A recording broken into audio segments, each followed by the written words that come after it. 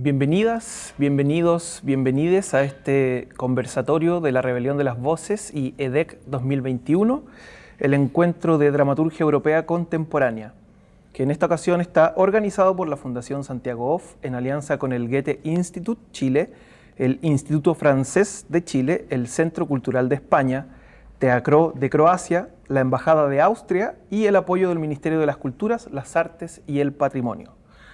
Este año además hay invitados especiales de regiones, el Teatro Regional del Maule, el Teatro del Biobío, Parque Cultural de Valparaíso y Teatro Municipal de Ovalle.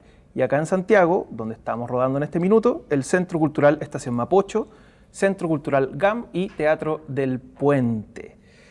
Eso, bienvenidas, bienvenidos, bienvenides. El día de hoy vamos a hablar de un texto que está en inglés, así que me van a perdonar la pronunciación. Se llama Your Love is King, de Espi Tomisic. Les voy a contar quién es Espi primero, y luego vamos a hacer una reseña descriptiva de la obra para que podamos tener la conversación que vamos a hacer el día de hoy. Espi Tomisic nace en el 95, estudia dramaturgia en la Academia de Arte Dramático de Zagreb, Croacia, desde 2015. Hasta ahora escribió 7 textos teatrales. Yo no voy a poder pronunciar estos textos en polaco, así que solo voy a decir la versión en español. Su texto, No te olvides de cubrir los pies, de 2019, fue ganador del premio del decano de la Academia de Arte Dramático de Zagreb, concurso para la traducción de textos teatrales croatas e idiomas extranjeros del portal drame.hr, premiado con la traducción al inglés y el tercer premio de concurso Eurodram, Red Europea de Traducción Teatral, Comisión para el idioma bosnio, croata, montenegrino, serbio en 2020 para el texto original. El mismo texto fue estrenado en forma de radioteatro en el Teatro Croata, dirigido por Hana Becek, no sé cómo se pronuncia bien, en 2020 y como obra de teatro transmitida online, dirigida por Iván Penovic en colaboración con la compañía de teatro Kufer. Su texto, Your Love is King, del que vamos a hablar hoy, fue estrenado en el marco del programa El futuro está aquí, del Teatro Juvenil de Zagreb en 2020, es decir, recién el año pasado. Y la obra de la que vamos a hablar hoy es una obra, podemos decir, poética, que tematiza la despedida del hijo de su madre padeciendo de cáncer. A través de la imaginación de la relación y de los eventos del autor, entra en el espacio de lo no dicho, intentando recuperar los años de la distancia emocional y física con la madre. Y para eso vamos a tener una conversación aquí con mi querido amigo, mi amigo especial, Iván Insunza. ¿Cómo estás, Iván? Muy bien. ¿Y tú, Sebastián? Yo estoy bien. Qué bueno. Súper bien. Me alegro mucho. Genial, gracias. Ya. Y además, Salud. Estamos el día de hoy con nuestra invitada especial, Emilia Schneider. ¿Cómo estás? Muy bien, un gusto estar comentando este texto con ustedes. Me gustó harto, así que hay harto por donde entrarle. Genial. Voy a hacer la presentación protocolar de ti. Por supuesto. Para la gente que pueda ver esto en el extranjero, que la pueda ver después, porque no sabemos cuándo se puede ver esto en redes sociales. Emilia es estudiante de último año de Derecho en la Universidad de Chile, ex dirigente estudiantil, primera mujer trans en ser presidenta de la Federación de Estudiantes de la Universidad de Chile, FECH, ex vocera de la Coordinadora 8M y de las Tomas Feministas en 2018, y actualmente candidata a diputada por el Distrito 10 en la lista de Apruebo Dignidad. Así Genial. es, todo bien. Notición ese. Notición. Oye, Emilia, mira, para comenzar conversando, ¿no? Como, ¿qué te produjo? ¿Qué te pareció el texto? ¿Qué te pasó?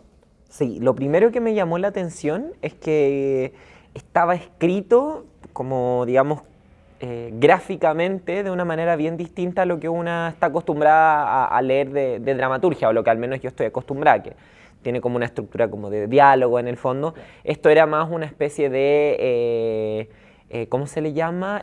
Como de verso, en el fondo, de versos, de estrofa, que tenían como un solo hablante, pero en el fondo también se cruzaban de repente con pensamientos de otras personas. Entonces me llamó mucho la atención cómo estaba escrito, porque me costó enchufarme con la historia, pero una vez que la entendí me pasó sobre todo que tocaba temas que se vinculaban con mis vivencias personales, y yo creo que con los de mucha gente. O sea, bueno, una parte es que habla de las personas trans y nuestra relación con las familias, que es compleja, con nuestros padres, con las madres, que ya la relación con las madres de por sí, y bueno, con los padres también es compleja.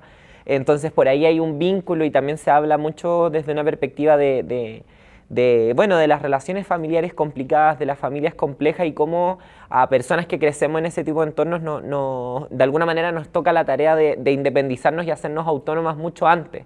Y el dolor, las reconciliaciones que eso trae. Entonces a mí al menos me tocó mucho, me gustó eso porque no lo partí leyendo esperando que fuera algo tan... Yo creo que fue una casualidad, como algo que se vinculara mucho con mis vivencias, pero a mí me gustó harto. Y creo que era bien innovador la manera de estar escrita. Me cuesta imaginarme la puesta en escena, pero me encantaría verla. ¿Tú te imaginas puesta en escena? Yo me imagino la puesta en escena... ¿Sí? Sí. ¿Sí? Iván Insulza es ¿Cómo? director también. Lo tiene todo en la cabeza Yo ya. me lo imagino como, bueno, a un intérprete, ¿no? Sí. Como, mira la pregunta que te mandaste. Yo creo, voy a hacer ambas cosas. Te voy a responder la pregunta, pero al mismo tiempo voy a desplegar como el comentario sobre el texto. Yo diría que es un texto bien convencional dentro de su novedad, por decirlo de una manera, ¿no? O sea, es un mira texto como tú. de dramaturgia europea, de dramaturgia contemporánea como clásico, ¿no? Y que le incluye incluso la cereza de la torta, que es ponerle el título como el nombre de una canción, ¿no? Y que la cita entre medio del... Claro. Eso es como ya dramaturgia contemporánea así por excelencia. Y en ese sentido me parece que la obra, que esto es muy propio como de este tipo de escritura, es tanto una provocación para el lector como para... Esto es una doble condición de la dramaturgia siempre, ¿no? Uno lee al mismo tiempo que imagina la puesta en escena. Es decir, tiene una condición de experiencia literaria, pero al mismo tiempo una fantasía de lo que podría ser escenificada. Y en ese sentido yo la vi como mi imagen mental era la de la muestra de dramaturgia europea de antaño, ¿no? Así como antigua en el Goethe, por ejemplo, acá en Esmeralda. Sí, sí. ¿No? Como Semimontaje. medio semimontaje, sí, unas calles de colores, como que ese es el imaginario de puesta en escena que me convocó. Pero es bien convencional también en un punto respecto del orden, ¿no? Son como 3 actos, ¿no? Sí, pues, está Son dividido como en los 3 actos, te cuenta la historia ordenadita y todo. Entonces, el caos está muy medido. También digo, el caos como característica de esta dramaturgia fragmentada, polifónica, todo eso. Está muy medido, muy ordenado, como muy correcto también. Yo esta la leí con mi marida y la disfruté mucho interpretándola. Como una lectura en voz alta es muy placentera. De este texto, porque tiene todos estos juegos que se decía como de poesía, ¿no? Sí. Que tiene esto de que tú tenés que estar resolviendo permanentemente qué sucede cuando el texto vuelve a la sangría, ¿no? Cuando vuelve al... ¿Por qué corta ahí? Tú que sabés más de poesía, a lo mejor podéis como complementar esto, ¿no? Pero hay algo que pasa cuando uno, en la lectura de poesía, y que pasa en este texto, que uno deja la línea, ¿no? La que viene para pasar a la otra, hay algo como que te demanda la interpretación, ¿no? Claro. ¿Qué pasa con esa fragmentación? ¿Es una pausa? ¿Es una pequeña vacilación? Y así se va construyendo como una especie de ritmo de lectura, por eso digo que afortunadamente lo puedo hacer en voz alta, donde uno empieza a ver cómo aparece ese material que es la escritura. Es que demanda trabajo, ¿no? ¿Te demandó como más trabajo que una obra de teatro normal en la...? No, o sea, el principio, porque me costó enchufarme, pero a mí lo que me pasó, efectivamente, estaba todo el rato haciendo este ejercicio de la lectura y de imaginarme la puesta en escena, pero a mí me pasó que, bueno, una cosa mía, en realidad, como que más que nada se me fueron pintando como imágenes como de una especie de recuerdo, quizás algo más como una película, me lo imaginé yo, como recuerdos de los momentos que iba diciendo, quizás desde dónde lo leo también. Pero a mí también me pasó que era muy interesante, o sea, que me dieron ganas de haberla leído en voz alta. Y respecto a lo que decías tú como de cuando terminaba como la estrofa y pasaba otro, yo ahí sentí como que se pegaba como los saltos temporales más largos como de la historia, pues como que cerraba un capítulo, o sea, como un momento de lo que estaba relatando, iba saltando.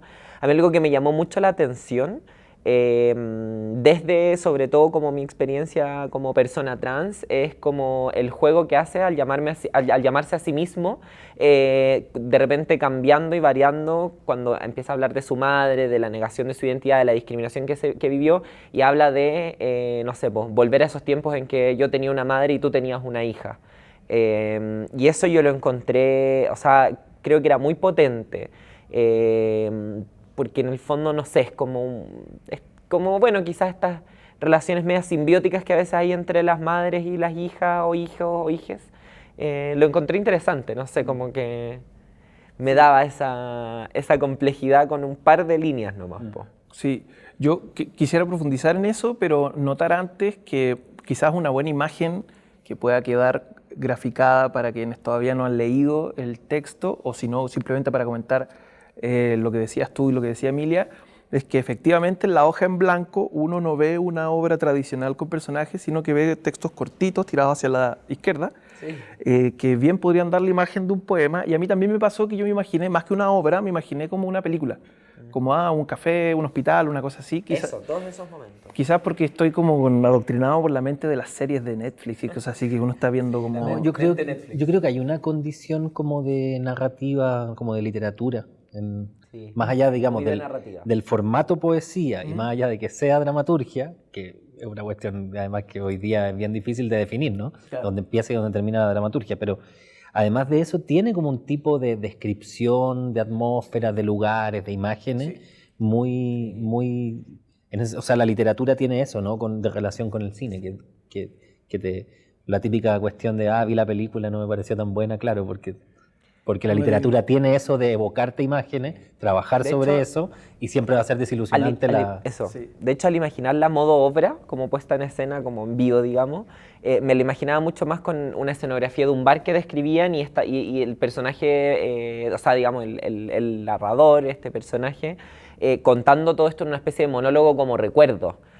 Y todo el tiempo en el bar, en el que empieza a recordar a su madre, a su familia, como quizás esa imagen a mí se me vino como, bueno, porque todo el texto está muy como presente la nostalgia, la melancolía, y es como una reflexión también, yo lo sentí, como una reflexión personal. No sé, y ahí vuelvo a lo de la madre, como de repente en los pensamientos que tenía se entrelazaban como lo que él imaginaba que pensaba su madre, entonces, bueno, no sé, creo que psicoanalítico. Es que yo creo, bueno, Iván, fan del psicoanálisis, yo creo que le puedes entrarle por ahí un buen rato. Pero hay algo ahí, hemos revisado, hemos tenido la suerte de leer otros textos de España, de Alemania, y vemos que hay una temática fluctuando ahí en el ambiente que tiene que ver con una forma de representar, diría yo, un padecer contemporáneo y una cuestión como ligada como con los afectos o las carencias de afectos, que en este texto también está muy presente, como dices tú, ligado con el asunto de la madre, ¿no? Y eso, al mismo tiempo, uno podría pensar en la descomposición del núcleo familiar clásico. No lo digo como un juicio, sino como una realidad. Claro, como tratando de describir algo que sucede hoy, que es que el núcleo que antes considerábamos que era familia se está descomponiendo en otras formas. ¿A ti te parece que eso está presente en Sí, esta obra? totalmente. De hecho, yo lo veo en general como en los textos literarios que van saliendo como más contemporáneos, que no necesariamente por retratar una situación dramática como la que de este texto, sino que yo creo que lo interesante es que se sale de este ideal de familia nuclear, digamos, heterosexual, 2 padres, hijo, una hija, un perro, todo bien. Que yo creo que más que la sociedad cambió y ahora la familia es menos tradicional, siempre hubieron familias no tradicionales en la manera conservadora, pero no se visibilizaban en distintos medios, en la cultura, etcétera, y ahora se le da un lugar. O sea, y vuelvo a lo que contaba al principio de mi experiencia personal, o sea, las personas que no crecimos en familias tradicionales nos costaba mucho vernos reflejados en esos textos, y yo lo veo más desde ahí, porque creo que este tipo de historias siempre han existido, o sea, siempre han habido familias poco tradicionales o disfuncionales, etc.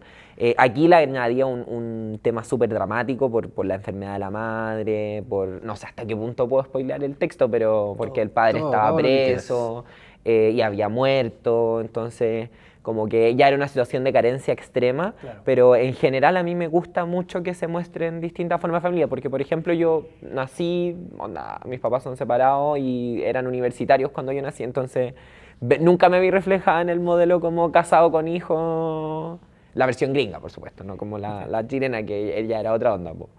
Sí. Pero también podría ser un modelo de familia. Sí, sí. Hay, además, yo diría que uno nota, podemos spoilear el texto por si acaso, porque Bacán, sí, me daba miedo. es parte de la... O sea, es que si no, no podríamos conversar. Al final. Sí, po, sería Al como final- lean la página 7. Al final la mamá muere, digámoslo de entrada. como Sí, ese digámoslo de spoiler. entrada. Digámoslo de entrada. Em, Eso, no hay un final feliz. no hay un final feliz. No hay finales felices en la época contemporánea, que estamos rotos de ilusiones. Que creo que también estamos como en serio en un momento en que sentimos que es el fin. Como que hay un ambiente medio apocalíptico en el mundo, que claro, pues más dramático ver el fin tan cerca Claro. para poder imaginarse que termina bien. Sí, Sobre todo como nos aproximamos a un fin como poco lindo, digamos, como no es que se terminan los conflictos del mundo, sino que es como un mundo en crisis. claro, es como un mundo solo lleno de conflictos. Sí, sin po, resolver. solo lleno de conflictos y de como crisis de finales. Claro. Como lo ambiental, etcétera, como Sí, todo. sí. Te iba a decir que lo que es curioso es que esta voz que padece, que en el fondo está viviendo un malestar, y ahí te dejo el pase gol, vive este malestar cuando parece estar en mejores condiciones que antes. En un buen momento, sí. Porque ha recompuesto sus redes, sus vínculos, y aparece en el fondo Sí, po. este pasado que irrumpe en su presente y se Es desarticula. que en esas relaciones familiares, voy a compartir algo súper íntimo, pero algo que me dijo una vez un psicólogo, como que cortar con esas relaciones familiares es muy difícil porque siempre hay un tentáculo, como algo que te trae al pasado. Yo lo sentí muy como eso, como que esa persona está avanzando, pero siempre hay algo que te lleva a eso, al Claro. origen, no sé, a tu familia, a tu... Y en este traumas. caso además te lleva a lo que ya no eres, que digamos Sí. radicalmente, que todos podríamos Con la pensar negación de que su ya identidad. no somos, claro, pero su identidad radicalmente, Radicalmente. modificada. Yo te quería preguntar por un elemento que se lo comenté al Seba en el off, estoy tratando de ordenarme porque no es fácil, es una idea un poquito compleja de plantear. Hay una cuestión como una metáfora médica, ¿no? Entre que Sí. hay algo en la amputación, diríamos, ¿no? Hay algo que uno podría pensar que por un lado es lo que sobra o es lo indeseable en tanto cáncer, ¿no? No me pertenece, me hace daño, no es mío. Y por otro lado, el tránsito de género implica como una modificación quirúrgica, que hay como un símil ahí, ¿no? En el texto. Lo dice, Pero Y lo vuelvo a mencionar en palabras de la madre. claro. es eso, ¿no? Como si Saquen la lo que relación con la quieran, y madre se reía, algo así. es algo en común, como están viviendo o vivieron la misma experiencia en relación a cómo la medicina puede intentar resolver ahí, digamos, lo que no soy, lo que me sobra, lo que padezco, lo que... Sí, ahí, no, yo... ¿Terminaste? Sí. Ah, sí. ya, es que como te tapaste Nunca, la no, boca. nunca termino. Nunca termino, pero me encantó la provocación, porque efectivamente yo creo que ahí se juntan muchas cosas. O sea, una cosa yo creo que es esta metáfora médica, pero que también yo creo que apunta como un poco a la... Bueno, yo vuelvo a la relación con los padres, las madres, es un tema muy... como la proyección finalmente, como yo creo que constantemente en el texto hay como un cuestionamiento de él respecto a la imagen que tiene su madre, respecto a la imagen que tiene su hermano de él, y ahí cambia Leia, Claro. y está la relación con su madre, y insiste, claro, en que a la madre le van a hacer una mastectomía, creo que se llama, digamos, por materia de cáncer, y él también se la quiere hacer por su transición, y hay como una frase que se repite en todo el texto, entonces como una idea como media rumiante en su cabeza que yo creo que debe estar dando vuelta, como efectivamente lo que decías tú, y una proyección con la madre, yo creo, porque habla de como, menos mal que tengo copada como mi mamá, como algo así. Y esa idea se repite mucho, entonces yo la encuentro muy cuática. Y también creo ahí, bueno, no sé si como una crítica, pero como una reflexión para quienes puedan vernos, También es interesante, yo creo, en este texto no se da, pero en los textos en que se explora mucho más cuando las personas trans nos enfrentamos justamente a la posibilidad de intervenir, ya sea hormonal o quirúrgicamente en nuestros cuerpos para reafirmar nuestra identidad, porque no es como construirla, una tiene su identidad, y de repente abrir un diálogo más complejo en que eso no necesariamente es lo natural, lo que todo el mundo quiere hacer. Habemos quienes podemos optar por ese camino, quienes no, y somos igualmente personas trans válidas. Yo creo que quizás el tema de este texto no era centralmente eso, pero también puede ser interesante para la dramaturgia contemporánea el reflexionar en torno a ese tema, porque también hay un discurso muy médico, muy permeado por lo médico respecto a las personas trans, y eso es un discurso que han escrito otros de nuestra identidad, no nosotros, digamos. Y no sé si es porque yo lleno esos vacíos, pero a ratos cuando hablaba del hospital, yo sentía un poco de esa angustia y cómo hablaba de la testosterona y de los cambios que le generaba, como cierta angustia de esa medicalización de este proceso y de que más encima tener que ir a exponerlo con su familia que le cuestiona todo esto, no sé, quizás yo ahí llené algunos vacíos con mi cabeza, pero bueno, también es lo que va pasando. Bueno, pero es una lectura crítica que puede ir al punto, toda vez que efectivamente esta metáfora médica muchas veces pareciera construirse como la meta, ¿no? Como si yo llego ahí, entonces ya soy. El final. Claro, y la identidad, como tú dices, no es una cuestión que finalmente se construya como en una meta, ¿no? Como que uno llegue a hacer una cosa. Eso uno podría pensar Totalmente. que ese ideal, que es un poco, estaba anclado en una especie como de idea basada en el progreso, en el desarrollo, es muy de nuestra época también. Como, y además, si le sumamos la idea de que esas intervenciones son como de orden individual. Yo me intervengo, yo soy, y nos falta hablar de todo lo que implica el espacio del ser en comunidad, ¿no? Del reconocimiento en comunidad, no sé. Sí. Me pegó un bolón, pero usted... No, sí. Creo que ahí hay un problema medio insalvable también del arte, ¿no? o de las representaciones artísticas, porque, digamos, a ver, hay todo un ámbito aquí particularmente que tiene que ver o con la biografía o con la autoficción, uno supone, ¿no? En la propia lectura uno entiende que la autoría parece ser que está como implicada, sí, claro. Que no es pura literatura, ¿no? Y cuando uno busca en internet sobre esto también. Claro, sí, después uno rastrea al autor y confirma, ¿no? Pero en ese momento es difícil hacer convivir como la especificidad de esas experiencias y cómo van a ser representadas en el arte respecto de una exigencia que uno podría decir estructural de relaciones de poder, como más ligado al arte político, al arte crítico, ¿no? Propiamente, como que tiene como responsabilidad de velar cuáles son las cuestiones estructurales que generan determinada, ¿no? Entonces, es difícil cobrárselo al texto, digamos, o al personaje incluso, al personaje que hasta cierto punto es el autor. Entonces uno no sé, yo delante, por ejemplo, dije, bueno, vamos a spoilear, la mamá se muere, pero con cierta seriedad porque siento que me estoy refiriendo muy probablemente también al hecho biográfico que genera la obra, ¿no? Y esa cuestión es delicada. Yo no sé si puedo pedirle al texto o pedirle al personaje que salga del individuo, ¿no? Que salga del problema psicológico o que salga de la experiencia inscrita en el cuerpo, etcétera, etcétera. Claro, pero sí es un síntoma como de nuestra época, ¿no? Esta contradicción. Sí.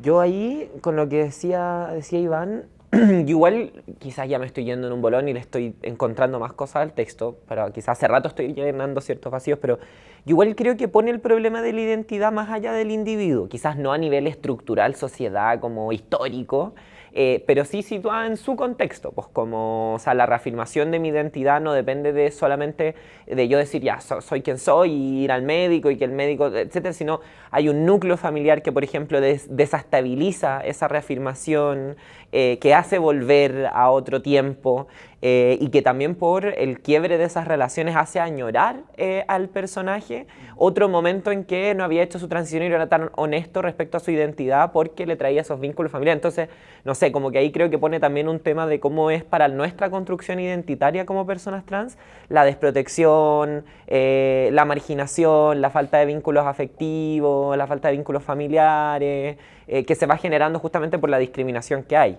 Y también respecto a lo que decías tú, Seba, de si es un síntoma de la época, yo creo que sí, pero es un síntoma de la época, ¿no? Y porque es un tema hoy día la política de identidades, ¿no? Hay muchas críticas porque de repente se queda en una zona bien liberal, media formal, pero ahí yo también creo que muchas veces es porque no se da el espacio para este tipo de ejercicios de que personas que por ejemplo, en este caso representan a un grupo marginado que pelea por su reafirmación identitaria como las personas trans, pero hay un montón de otras reivindicaciones, mujeres, pueblos indígenas, primeras naciones, etcétera. En general estos discursos que llevan a la identidad, a lo individual, a lo médico, vienen de afuera de esos grupos, no de la propia construcción de esas comunidades de su identidad, porque no hay espacio en el debate público para su como agenciamiento, como que le llaman. Yo creo que como que ahí está el tema, como más que pedirle al personaje, como decías tú, porque yo comparto que no se le puede pedir al personaje, ni solo al personaje, sino a las personas reales que tengan todas las respuestas. Pero vivo en una época en que tampoco se da ese espacio y la identidad se procesa como también le acomoda como al modelo de sociedad en el que vivimos. Claro. Siendo que yo creo que no necesariamente es eso, que va mucho más por lo que decís tú. Sí, nosotros hemos tratado de abordar esto con Iván en los podcasts que hacemos de Yedra FM, haciendo la diferencia entre cuando el arte toma la voz de los que no tienen voz, o un autor, un artista, un creador toma la voz de los que no tienen voz, a cuando son los que no tienen voz los que se autodotan de voz.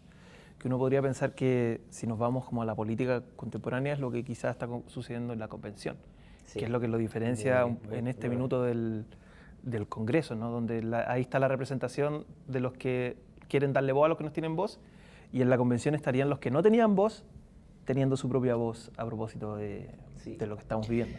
Pero yo no me metería en la relación temas médicos y convención. No. Nos dimos una vuelta. Pueden ser temas delicados. Pero ya dejámoslo. Acabo de entender que es dolenta. Enfermedades y convención. Oye, ahora igual ahí hay un tema. Pero yo creo que no vamos a hablar de eso, pero hablemos igual. Podrían invitarme al podcast. Ya, vamos a hacerlo. Pero yo creo que hay un tema aquí, como con esta como persecución médica que se generó, como... Sí. Y de que el debate de político empezó a ser como, a ver, ¿tienes síntomas, no tienes síntomas, enfermedad, como que no sé. Claro, la patologización. Bueno, también pasó con el candidato Boric, cuando tuvo TOC. Cuando le apareció, le sacan en cara esto de decir que sí, efectivamente. Bueno, la salud mental, también un tema del siglo XXI desatendido, pero importante. Y eso nos da el pase gol al tiro para meternos al asunto dentro del texto de los vínculos con las figuras de los cuidadores o de la figura de los padres, madres, las figuras parentales, ¿no? ¿Qué pasa, Iván?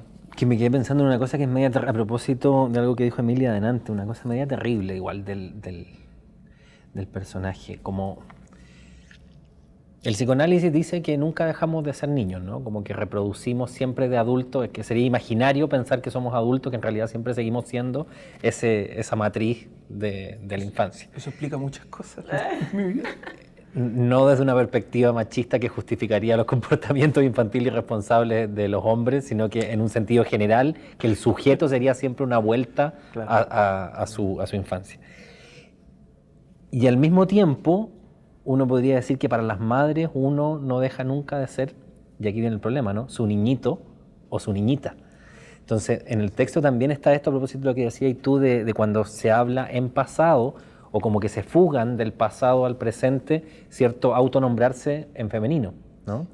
Entonces, yo creo que ahí tocaste un tema. Hay ahí un rollo que me parece como eso, como interesante, como que, insisto, es para todos igual, pero cuando tu identidad ha cambiado radicalmente o has hecho una reconstrucción identitaria, un darte cuenta, un reformularte, o lo que fuera, hay una frontera que es mucho más problemática respecto de otras personas que no tenemos un hito que nos marque, ¿no? A lo más cuando fui punky, no sé. Es como yo también fui punky en algún momento, o me creía en realidad. Cuando nos creíamos punky. Yo creo que lo que decís tú es muy acertado, o sea, como tanto del punto de vista como de la situación parental más en general, como yo creo que ahí hay algo muy como de los padres y las madres proyectándose en las hijas y no dejando como que esa proyección se quiebre o negándose a ver a sus hijas cambiar, no solamente con ámbitos de la diversidad sexual, pero en particular con eso, porque bueno, hay como un ideal muy fuerte como en la cultura de la heterosexualidad, pero también con lo que decías tú, yo sentía una sensación que es muy común en la comunidad LGBTI, que es como de que te hayan robado tiempo de tu vida, como que eso también me lo transmitía un poco como el personaje, como de que ese pasado, como que costara reconciliarse con ese niño, niña interno, como, o que una siempre es como en su matriz. Yo creo que eso es muy heavy, como eso pasa sobre todo yo diría con las personas trans, porque una como que es más un cambio radical de cómo una vive. Iba a decir algo y se me olvidó. Y un dato muy curioso, quizás que yo creo que porque es tan fuerte en este caso la figura de la madre más allá del padre ausente, pero yo creo que la madre en particular para la mayoría es un tema fuerte, es que en general las pocas estadísticas que existen respecto a las personas trans, en Chile se hizo una encuesta hace varios años de la OTD, que es una organización en la que yo trabajo, se llama Encuéstate, y donde más habían situaciones de discriminación en personas trans como respecto a su familia eran en las madres. Y yo creo que sobre todo porque las madres, como es como lo socialmente y patriarcalmente determinado que se hagan cargo del cuidado de las niñas, es a quienes más les costaría el quebrar con esa proyección, el dejar de ver al hijo como una proyección de ti misma, como una parte de ti y que pasa a ser como un otro con su propio cuento. Sí. Me acordé a propósito de lo mismo, hay un texto de la investigadora teórica Soledad Lagos, se llama Modelos de Identidad, donde una de las cuestiones que habla es precisamente que la sociedad chilena se constituye con un fuerte arraigo en el lugar de la madre. Porque este sería un país además como de papitos corazones. Este es un país de papitos corazones. Lo que antes le decíamos como hijos guachos o padre ausente, papitos corazones. Sí. ¿No? Popeye, no sé, se me empezó a cruzar todo en la cabeza. De hecho, eso estuvo amparado legalmente hasta hace poco. O sea, nuestro país yo creo que fue de lo último en salir de esta diferencia entre los hijos naturales y los hijos legítimos. Como si nacía y fuera el matrimonio, como era hijo, o sea, el padre como que no tenía responsabilidad. Yo, de hecho, se dice el propio padre de la patria, ¿no? ¿Cómo? El padre de la patria es guacho, ¿no? El eso padre de la patria se es dice. guacho. Claro. ¿Qué quería ahí después de eso? Sí, un país marcado por... Sí. Te interrumpí, ¿iba a decir otra cosa? No, era eso. ¿Algo de tus papás? ¿Dijiste mis papás? No. ¿No? No. O si lo dije fue un lapsus. ¿Pero quieres? Sí. Entré tan profundidad. Oye, es que yo quiero profundizar en lo del tipo, el vínculo que aparece acá en esta obra con la madre a propósito de una cuestión que también vimos en otro texto, que bien dijiste, Popeye, que es el lugar de la culpa. Como está permanentemente sintiendo como una especie de rach de rabia, odio a la madre, pero al mismo tiempo culpa, dice estoy siendo egoísta, pero al mismo tiempo no quiero volver a ese pasado, no sé qué hacer. Hay ahí una, no sé, perdón mi francés, como una majamama, ¿no? Mental. ¿Cómo viste tú eso en el texto? Y hacia el final, ¿no? A mí eso me tocó, como te decía antes, por mis propias experiencias familiares, y es que yo creo que es muy brígido cuando uno tiene recuerdos traumáticos, el volver a lugares, el volver a ver a personas que estuvieron en esos momentos, te lleva muy directamente ahí, y si uno no lo ha trabajado, incluso si no lo ha trabajado, como es muy difícil volver, y ahí yo creo que como se genera esta confusión, esta crisis, como que no solamente identitaria, sino es de como lo estoy haciendo bien, lo estoy haciendo mal, todo el rato como esa duda, y también con la madre que está la situación de que una se puede sentir en deuda por los cuidados, hayan sido buenos o malos. En general una siente esa deuda. Y entonces como que yo la culpa la veo por ahí, como por no fui lo que tú esperabas, porque una también carga con eso, no fui lo que tú esperabas, hoy día no estoy cumpliendo lo que tú quieres, y además está esta sensación como de que no la conoce, porque justamente no conoce a su madre porque su madre tampoco ha querido conocerlo a él. Entonces, no sé, yo creo que son una serie de como conflictos muy propios, como yo creo que cuando alguien lo vea como esta conversación se va a sentir muy identificado, como sin ser una persona trans ni nada, porque al final es así de compleja la relación con las madres sobre todo, pero con los padres también, o sea, como es así compleja, es que Sí, si es que está presente. si es que está presente. Y si no está presente, también se vuelve igual de compleja, porque uno ahí empieza a rellenar esos vacíos, te preguntáis por qué no está, y también te culpáis. Sí. Oye, tenemos que ir cerrando. ¿Te queda algo en el tintero? ¿Estás seguro que tenemos que ir cerrando? A menos que quieras poner... ¿Tienes una información distinta? No sé, es que en mi cuerpo siento como que hubiera habido una pequeña detención en el tiempo. Pues sí, como que A algo ver, siento. ¿qué más tengo aquí? Yo, sí, como insistir en algo que dije la pasada respecto del biodrama. El biodrama, qué buen concepto. y la autoficción, ¿no? Hay un buen tema ahí para cerrar. Qué buen concepto, ¿ah? El biodrama sería como, claro, un teatro basado en la... Bueno, bien complejo, porque en un inicio es como una especie de dispositivo de generación de verdad, diríamos, ¿no? La biografía... ¿Como la biopolítica? O, no, tú lo verías ahí como de, no bio de biología, sino de biográfico. De biográfico, claro. Pero igual, como esto era bien médico, es como un juego de palabras, como biodrama. Sí, además dije dispositivo, entonces nos fuimos así, pero como... Sí, yo dije, corriendo wow. a golpearle la puerta a Foucault. Sí. Sexualidad, clínica, poder. La generación de verdad radica como en el supuesto de que esto le ocurrió a quien lo dice, ¿no? Pero el biodrama juega con eso también porque puede no necesariamente corresponder el relato biográfico a quien lo enuncia en la escena, ¿no? Claro. Eso es lo que haría el biodrama, como que... Claro. Sí, y como está escrito en primera persona de alguna manera, o no está escrito en primera persona, pero a mí me pasó que al leerlo y leerlo en mi cabeza, con lo que decías tú, era como que yo estuviera pensando esto. Y si una te encuentra algo que de la historia que te toca ahí, genera ahí una proyección con el texto heavy. Yo creo que sí. Y pucha, yo había pensado que cuando dijiste biodrama, hablaba como de lo biológico. No sé, al tiro me fui al concepto de biopolítica y bueno, también quizás es un drama de nuestros tiempos, en tiempos pandémicos. Bueno, el cáncer también es algo una historia muy común de dolor en distintas familias, en distintas realidades. O sea, quizás hay algo ahí de... Yo creo que nuestros dramas son medios médicos. En asociaciones que se pueden hacer está presente, pero me imagino que tú quieres ir a la idea como del biodrama como género teatral, como... Más que como género, eso, como dispositivo de generación de verdad, que hay algo en lo biográfico que uno dice, uno intuye, ¿no? Pero eso también una buena escritura lo podría generar, crear, ¿no? De mentiras. De mentiras, claro. Y eso, por eso digo, está a la base del biodrama. No es una profanación del biodrama, sino que el biodrama, uno diría, consiste más en un modo particular de generar verdad que efectivamente un vínculo con la realidad directo. Claro. Entonces hay una cuestión aquí biodramática o autoficcional que precisamente radica en esa verdad que se produce cuando alguien dice yo. Y sí, pues está en primera persona.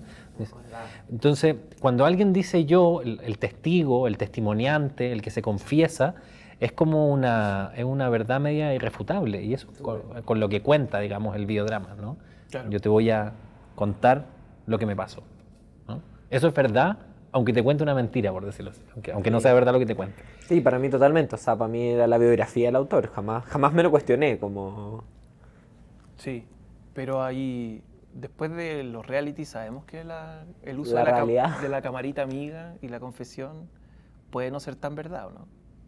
Álvaro Valero, camarita amiga, ¿o estoy muy viejo? No, yo vi se le ese cayó reality. Un poquito de carne igual, sí. No, yo vi ese reality, pero yo era muy chica. Pero yo he visto hartos reality, entonces... Ya, menos mal. Estoy contigo. Salvamos la distancia. Bueno, Iván. Bueno, ¿qué? ¿Querés pelear? No. Qué violento. Vamos cerrando porque nos estamos quedando sin tiempo. Ya. No sé, Emilia, si hay algo más que quieras agregar sobre el texto, algo que te haya quedado dando vueltas por ahí. No, en realidad creo que le entramos a todo y pude decir todo lo que había pensado. Solo lo recomiendo harto. Es bien crudo, pero sí, es muy bueno. Y creo que deja como... Insisto, creo que todas las personas que lo lean les va a pasar lo mismo, de que hay algo de tu historia personal que se va a ver ahí reflejado. Así que recomendadísimo. Invitación a leer entonces. Invitación a leer, totalmente. Genial. Muchas gracias, Emilia, por haber participado con nosotros. Gracias, Muchas Iván, gracias, un gusto. por tus interesantes Oye, aportes. yo quería adelante hacerte firmar al tiro para lo de yo el firmo. contrato para ir a Yedra Firmo. FM. Ayer Por fue supuesto. maravilloso. Bueno, Ahí, firmo? ahí mismo. Ya. amigos, amigas, amigues, mientras firman este contrato de Yedra FM, que no sé cómo vamos a pagar eso, nos despedimos. No, Gracias. no pido honorario. Ad honorem, ponle ahí. Ad honorem. Eso.